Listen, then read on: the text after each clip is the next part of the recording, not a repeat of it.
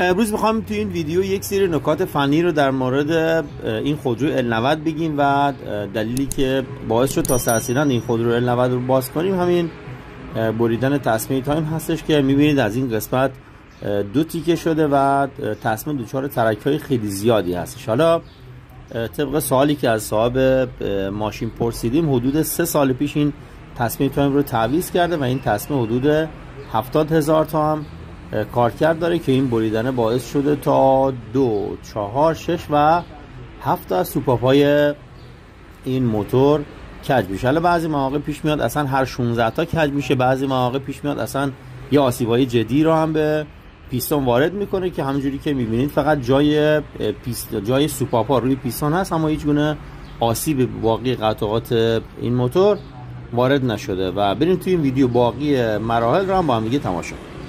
مورد بعدی که میخوایم در موردش صحبت کنیم در مورد کیت تایم هستش. معمولا کد 29 معروفه و متاسفانه تقلب خیلی زیادی هم توی بازار هستش که حتما باید در زمان خرید دقت کنید. این تسمه‌ای که میبینید اصل هستش، هم از نظر ظاهری و همین این که اگر که به این چاپ‌های روی تسمه توجه کنید کاملا مشخصه و از همه مهمتر هم این صفرکنای ساعتی هستن که خیلی واضح اصل بودن. حالا یکاش تقلب بود که اونم نشون میدم ولی توی ویدیوهای بعدی حتما نشون میدم.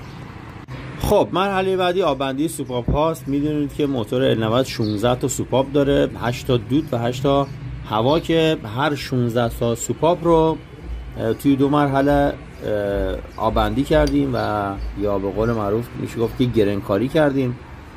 توی بعضی از سرسیلندها ممکنه که زمانی که سوپاپ کج بشه به این گیت‌های یا گایت‌های سوپاپ آسیب وارد کنه، اما خب توی L90 خیلی کم پیش میاد و توی این مورد آسیبی وارد نکرده. مورد بعدی این لاستیک‌های ساخت سوپاپ هستن که کیفیتشون خیلی مهمه و وظیفه دارن که از ورود روغن به محفظه احتراق پیشگیری کنن و توی تمام موتورها هم وجود داره. این قسمت سوپاپ نصب میشه و زمانی که موتور خاموش هستش معمولا از بین سوپاپ روغن توی محفظه احتراق میاد. بعد از اینکه صبح زود ماشین روشن میشه یا حالا بعد از چندین ساعت روشن میشه ماشین حدود 4-5 ثانیه دود میکنه و بعد از اون قطع میشه که اینا نشونه‌های خرابی این لاستیک‌های ساخت سوپاپ هستن. بعد از اینکه فنرها، پولک‌ها و خارها رو جا زدیم میرسیم به تست نشتی. برای این کار باید هر 4 تا شم بسته بشه و ساده ترین و بهترین روش برای تست نشتی هم حالا ریختن نفت یا بنزینه و حالا بعضی مواقع پیش میاد که 20 دقیقه نیم ساعت نگه می‌داریم تا کاملا مطمئن بشیم. بعد از تمیزکاری سطح بالای بلوک سیلندر میریم سراغ واشر سرسیلندر. یه چیز خیلی عجیبی که توی موتور L90 هستش اینه که فقط یه دونه بوش راهنما داره و در زمان